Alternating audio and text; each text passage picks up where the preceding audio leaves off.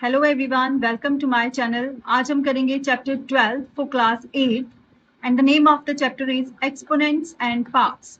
घात, अंक, अति घात। इस चैप्टर में टोटल 2 एक्सरसाइजेज हैं। बहुत ही इजी है और इंटरेस्टिंग टॉपिक है ये। कुछ रिजल्ट्स हैं, उनके बेसिस पर ये कंप्लीट चैप्टर हो जाता है। तो आइए सबसे पहले स्टार्ट करते हैं। घात, अंक, अति घात क्या होते हैं इनसे।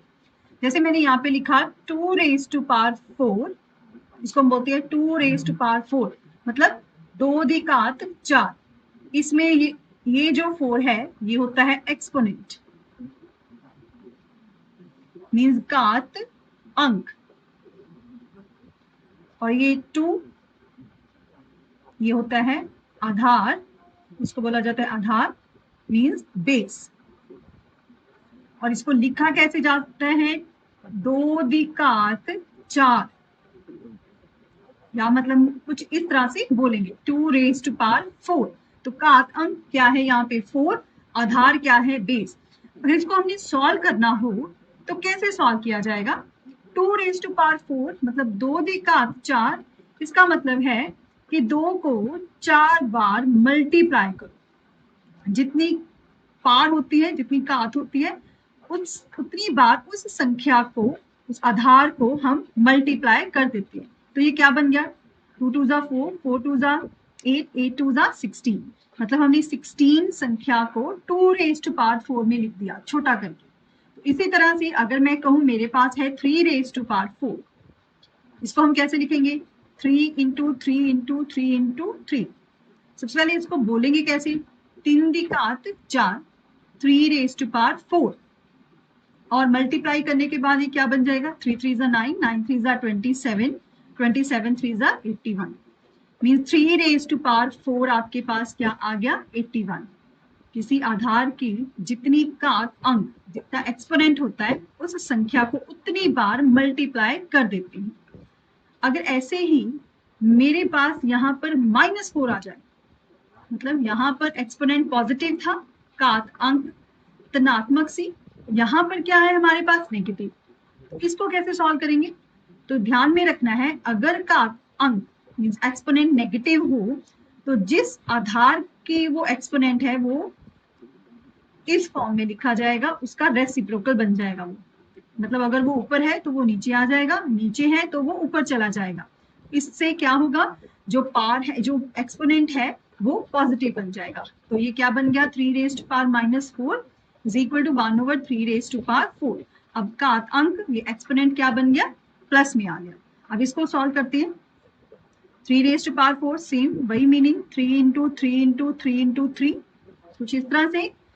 तो ये क्या बन जाएगा, 3 3 जा 9, 9 3 जा 27, 27 3 जा 81। तो स्टूडेंट आपने देखा 3 रेज टू पावर 4 हो गया 81, और 3 रेज टू पावर -4 क्या हो गया, 1/81। तो इन चीजों का भी ध्यान रखना है कि जो एक्सपोनेंट है वो पॉजिटिव है या नेगेटिव है।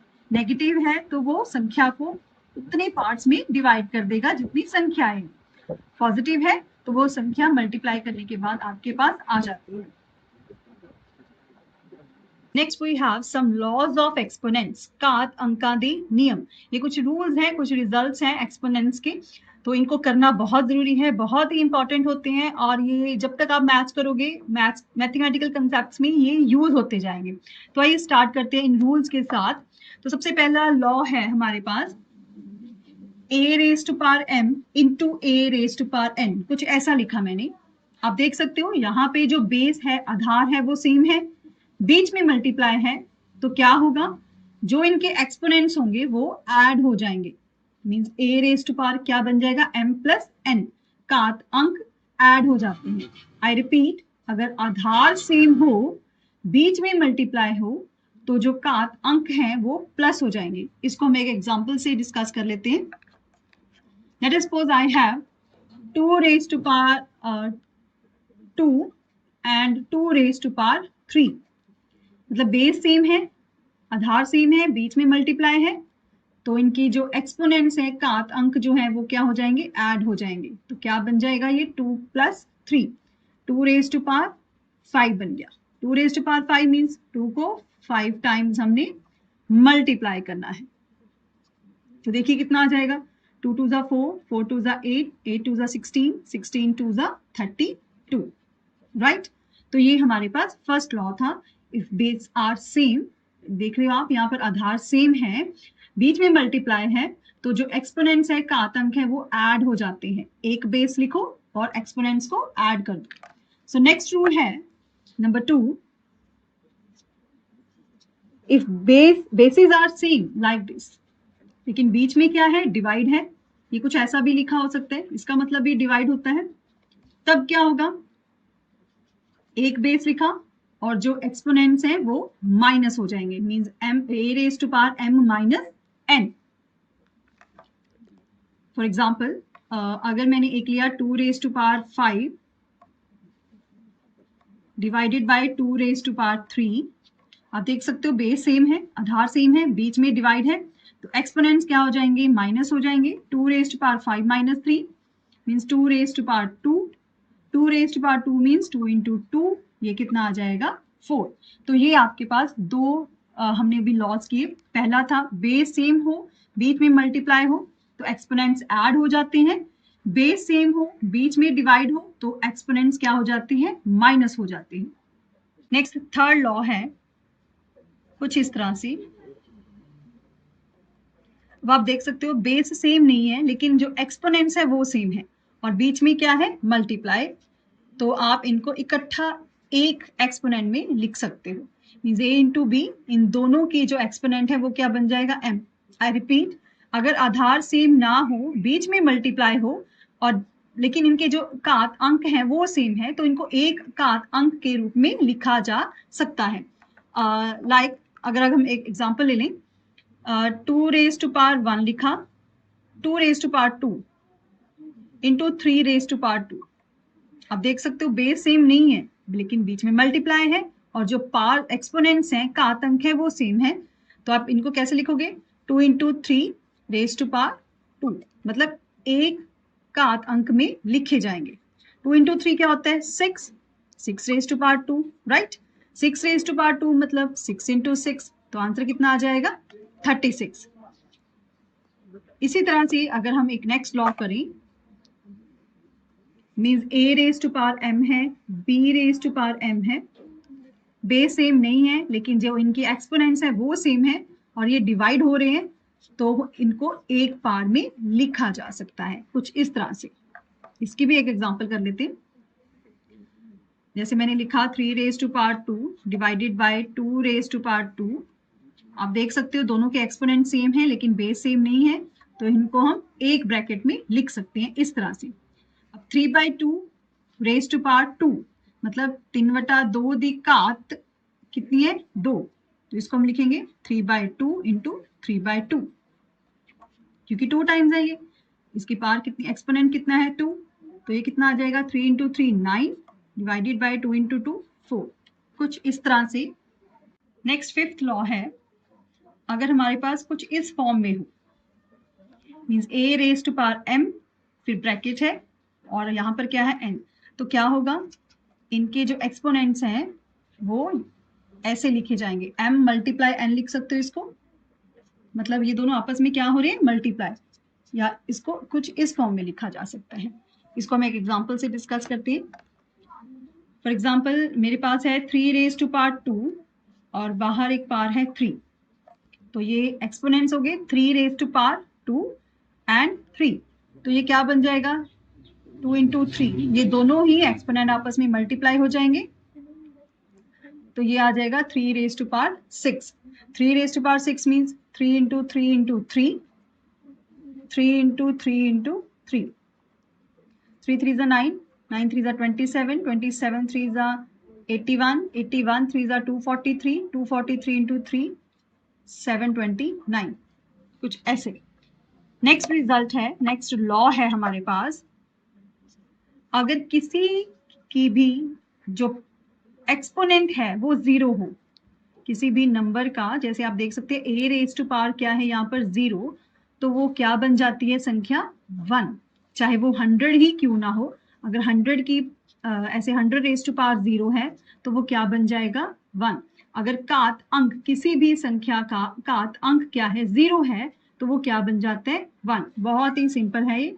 नेक्स्ट हम ऑलरेडी डिस्कस कर चुके हैं, अगर a raise to power minus m हो, मतलब जो एक्सपोनेंट है वो नेगेटिव हो, तो उसको हम पॉजिटिव बनाते हैं। कैसे? उसका रेसिप्रोकल लिखकर।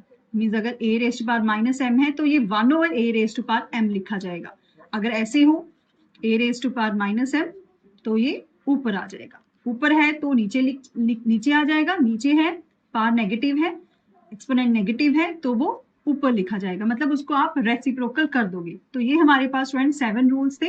अब इन 7 रूल्स के साथ हम अपनी एक्सरसाइज स्टार्ट करते हैं। So let's start with exercise 12.1। हाँ जी स्टूडेंट, ध्यान से समझोगे। तो सबसे पहला है मूल पता करो, इवेल्युएट। इसका फर्स्ट पार्ट दिया हुआ है 3 रेज टू पावर माइनस 2। आइए इसको सॉल्व करते हैं। मतलब 3 दी घात है -2।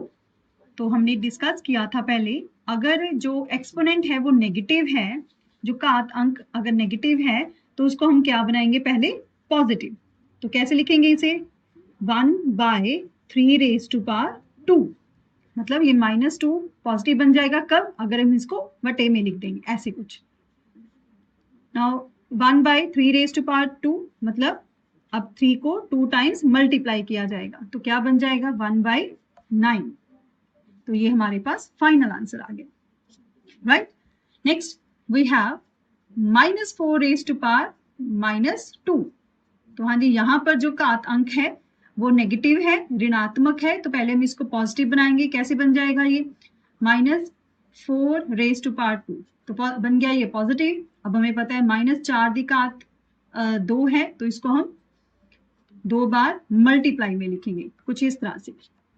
हाँ जी, माइनस माइनस अगर मल्टीप्लाई होते हैं तो वो बन जाते हैं प्लस। 4 × 4 कितना आ गया? 16। तो फाइनल आंसर कितना आ गया? 1/16। नेक्स्ट हमारे पास है 1/2 रेज टू पावर -5। फिर से संख्या दी जो घात अंक है वो नेगेटिव है, ऋणात्मक है, तो इसको हम पहले पॉजिटिव बनाएंगे। तो क्या होगा पॉजिटिव बनाने के लिए? ये संख्या जो है वो उल्ट जाएगी, कुछ इस तरह से। उसका हम उल्ट क्रम लिख देंगे। तो ये घात जो है, घात अंक -5 था, वो +5 हो गया। तो 2/1 मीन्स 2 ही होता है, ये 2/1 कुछ इस तरह से लिखा जाएगा। 2 दी घात 5, मतलब 2 को हम 5 टाइम्स 5 बार मल्टीप्लाई करेंगे। 2 2 जा 4, 4 2 जा 8, 8 2 जा 16, 16 2 जा 32। So this is the final answer. तो ये हमारे पास फर्स्ट क्वेश्चन है।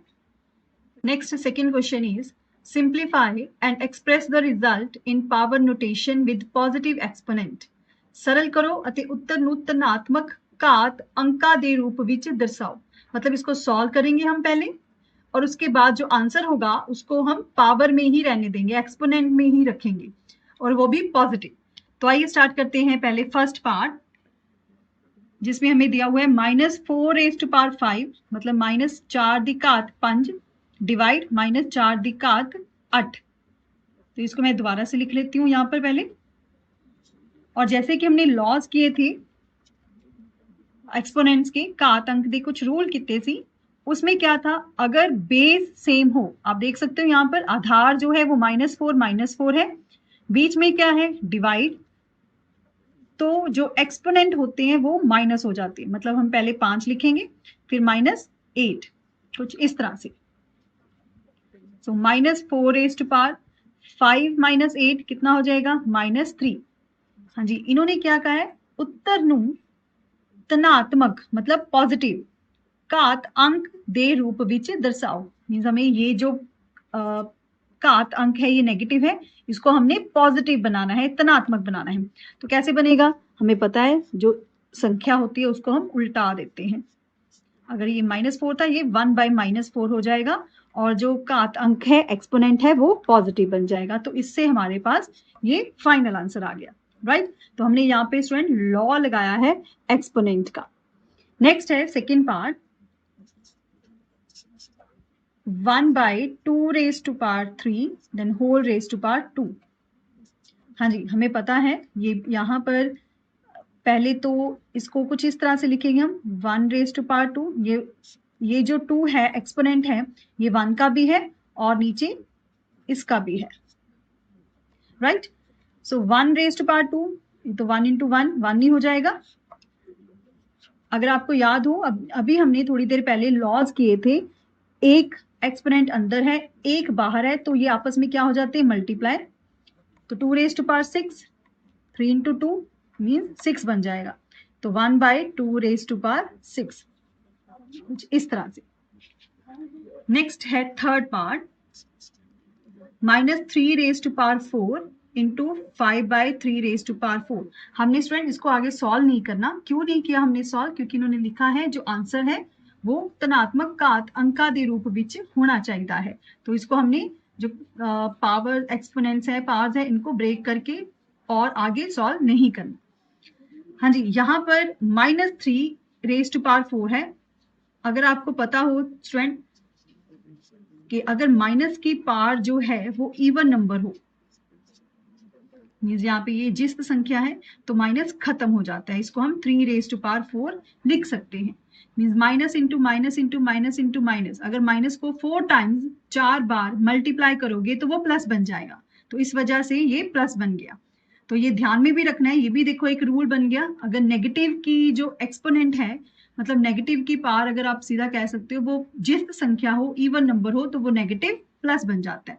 इनटू इसको पावर को अलग अलग कर सकते हैं। 5 की भी पावर है यहाँ पर, 3 रेज टू पावर 4 भी है, मतलब दोनों की जो एक्सपोनेंट है वो सेम लिखा हुआ था एक ही ब्रैकेट में, इसको हम अलग अलग करके भी लिख सकते हैं। ये भी हमने लॉज में किया था।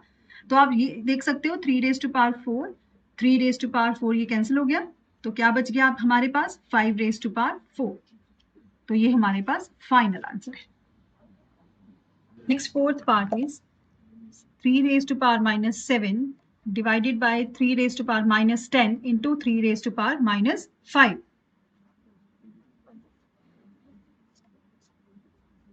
हाँ जी, तो आप सबसे पहले देख सकते हो यहाँ पर बेस सेम है, आधार सेम है, बीच में क्या है, डिवाइड।